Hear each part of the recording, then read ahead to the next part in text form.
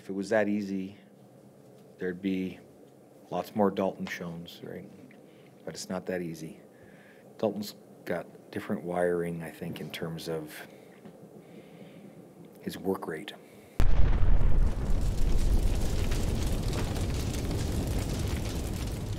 Mike, Dalton Schoen, I mean, it's an interesting thing for him because he's training camp. He still finds motivation for this. He's arguably the best receiver in the league, has been for the last 2 seasons. But when you talk to him, he's very much, this is how I came up. Like I was a walk-on. I got pushed to the back of the line on drills. Have you seen any change in the way that he kind of prepares for a training camp, or has he only gotten better at it's not the right word, but taking it seriously, I suppose? Oh, I think he's got the right combination of motivation. Seriousness in terms of how he prepares. I think he's highly intelligent. I think he came in ready. Once again, these conversations, if we go back and talk about his first training camp, he was pretty quickly he figured out what it was that was going to separate him from everybody else in terms of the waggle. And he still, to this day, is using it to his advantage. He's very talented anyway, but I think our game he's suited for our game, and our game's suited for him, right? But I don't know that I've noticed any change. I think he's the same good-natured guy that's a great teammate and happens to be excellent at what he does, and self-aware and observant, and puts it all together to make those catches that he made today. And I think if you had any coaching, like if there was a coaching point for him, I think he takes it, absorbs it, and puts it out there on the field as fast as he possibly can, which is usually very, very fast, next rep kind of guy. I'm just standing on the sideline watching him today and just going, that was an unbelievable catch. I shouldn't say unbelievable. It's very believable for him. Sure. And guys like Kenny, and there's some other guys too, right? But he's a terrific player. Is there a challenge for you and Buck, and when you're prepping against a team? Like, I imagine every year that a guy is known for what he can do. Even he said it himself. The first few games, nobody knows about him, so it's a lot easier for him to make plays and that sort of thing. But as the years go on, or the games go on, years go on, is it harder to find ways to get him the ball when teams are maybe zeroing in on him? I don't know how they can with Kenny and Wally and Nick and Brady and Zach and Strev. I don't know how they possibly could do that. So every game's going to look different depending on what the next opponent's coordinator, sees as important. Some games will be, games that look like everything was meant for him, but it doesn't work. It's not maybe designed that way, right? It's partly by design and partly what the defense does, right? So,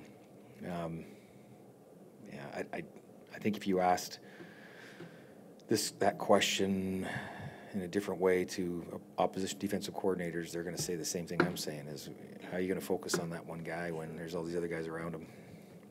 Yeah. So he's just an ever-present threat then.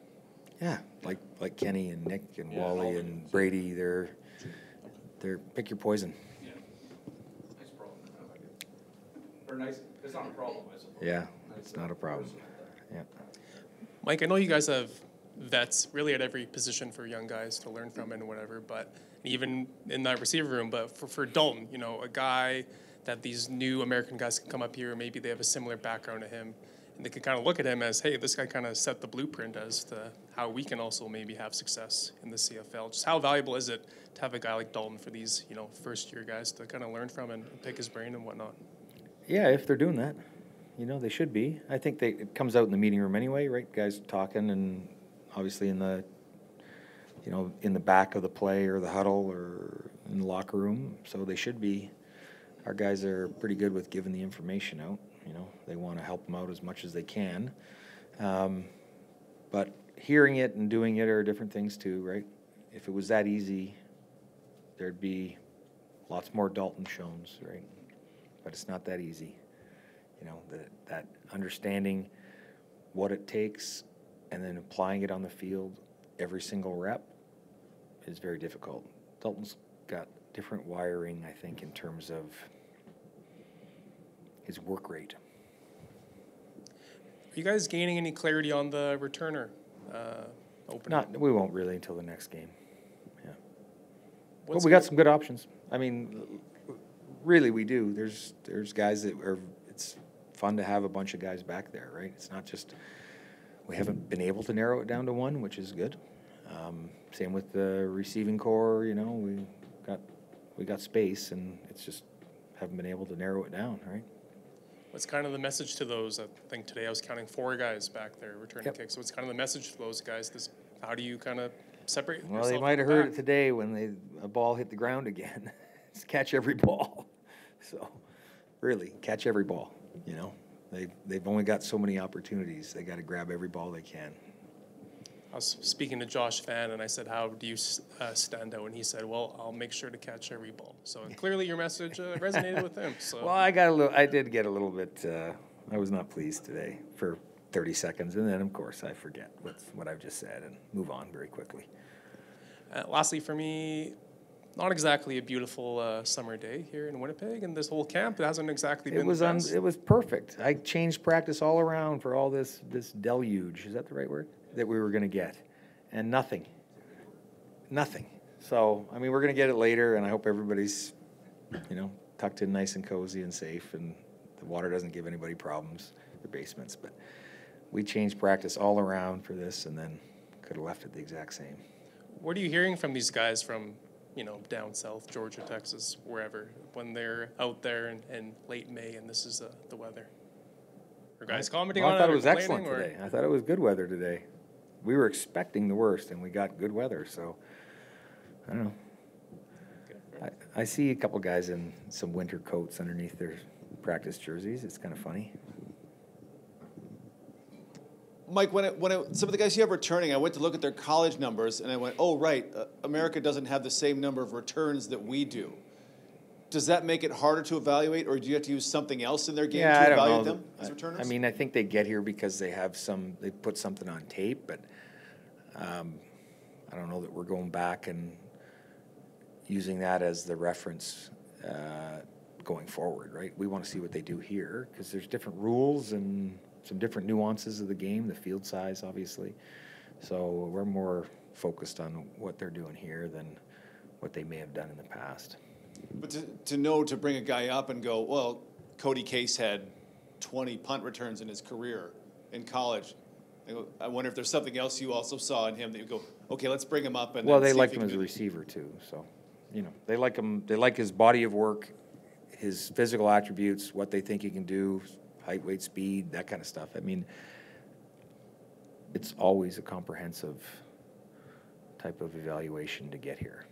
So now you're finding out what can he be in a Canadian return game. Yep. I mean, the coaches are always charged with what can they do? What can they do for us? What can they do for the team? Rather than what their limitations are, right? You sort of try to, you only got a limited amount of time in camp to put them in those right spots to have them shine to see, and then you know, from that point you go a little deeper. But like all these guys, the coaches are great. They want to know what these guys can do. How is Jordan Younger defensive coordinator compared to Jordan Younger defensive back coach? Is he different in any way? Same. Yeah. Nothing changes that. He's just the same guy. I mean, that's one of the things that's great about this entire staff is they're so steady. Yeah. Adam Bighill, Dietrich Nichols, they've, you know, just two of the guys I've talked to about Jordan Younger that they've really emphasized that he sees the game in a unique way. He always has. Yeah. Yeah.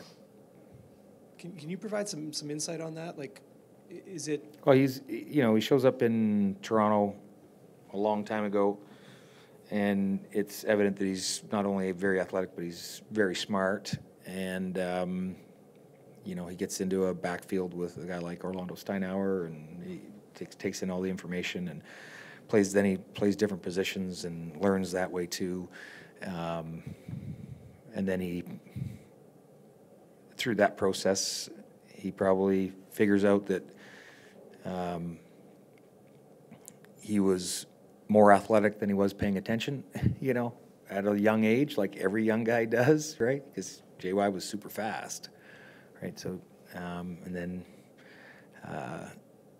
you get around certain guys and you start learning and realizing that that's pretty cool too. And I think now he's got the ability to study offenses and quarterbacks and really put his mind to how people are trying to attack us, right? And I think he takes a lot of joy and pleasure in solving those mysteries. And he's certainly not shy about talking to whoever he needs to talk to and taking information from all sides of the ball. Not just working under Richie Hall when he was DC, but still being able to work with him. How much can that help Jordan's a younger guy compared to... Yeah, absolutely. It was very important that Richie agreed to stay on for a lot of reasons, but that's one of them. Ed. Mike, I don't have a deluge of questions. Oh, good. Thank you. Like that? Just want to ask you about Johnny Patrician. What have you seen from him since camp started? Yeah, seems to take in the information very well. He's had a knack in the special teams drills of just doing the little right things, the nuances. I think you get in the game and it's the first time I don't think any of our new linebackers were prepared for. I shouldn't say not prepared. James has them prepared. It gets pretty handsy in there, So the idea of how much you have to fend off a block, possibly, especially in the preseason, I think is pretty interesting. But they'll all adapt and show better in this one too. A lot of guys might think that the next opportunity, maybe I'm wording this wrong, would be the second preseason game. But I imagine every practice session, Yeah. It's They critical. I mean, we basically are putting the pads on every day, so they got an opportunity every day to show something different, right? And for different guys, there's different things they need to do, and they'll all be aware of what that is. You hate to wait that long, because we got a decent stretch. You'd hate to wait that long to show us something. Yeah. Just one, many returners. And forgive me, because I don't remember, 𝘽𝙤𝙤𝙛𝙞𝙧𝙚 was pretty good at that coming in to your team, was he not? Yeah, so he knew, he was good at returning the ball. Yes, he was good at returning the ball. Adept at it. Yeah, I think that he would have had to adapt still to the nuances of the Canadian game. But understood kind of, he had no fear or whatever. He had no fear. Right. When you're trying to, for lack of a term, build that or coach that into guys now, do you feel like that's what you're doing? Are you trying No, to I think build you a have returner? to show them that they don't need that. I think all returners have courage, right? Because once they have the ball in their hands, 12 guys coming at them. Sure, yeah. It's messy, right? The vision required, it gets messy, and sometimes it's not vision, it's just put your foot on the gas, and I don't have a Days of Thunder reference, but put your foot on the gas and drive right through it, whatever that is. But in the CFL, it's interesting, you might actually have less courage because they can't touch you, right, on a punt return. So you can go ahead and get into a crowd to field the ball. You don't have to worry about that, right? In the other down south, if you don't wave your hand in the air, you're going to get whacked, right? So here you can field the ball cleanly, screaming up the field, field the ball, knowing that you've got a moment of time and space to maneuver that against that first tackler, right? So I think they have to understand that it's actually probably easier in that regard. Yeah, I guess what I'm asking, are you trying, I mean, I don't know if I'm not saying you didn't answer my question. I'm saying, are you just trying to find a guy that has some sort of intangibles that he can do that, and then you can work with a guy like that? Or do the guys that you have those, and you just I think they all have the ability. Who's going to show it at the right time? Obviously, I do think that because there are some rule differences, we need them to pick that stuff up too. Yeah. Okay. Yeah. Thanks, Mark. Thank you.